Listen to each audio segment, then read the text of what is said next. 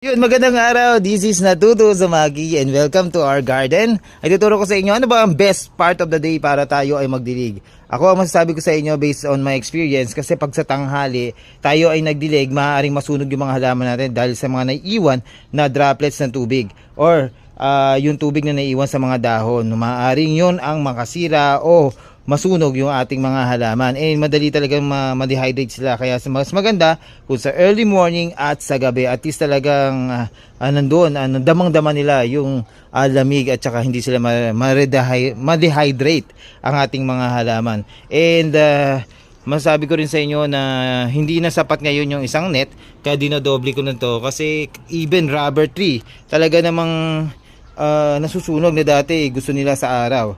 Kaya yung mga rubber trees namin dito ay nilagay namin dito. So morning sunlight lang sila po na ngayon. At pagtagulan at medyo maayos na ang panahon,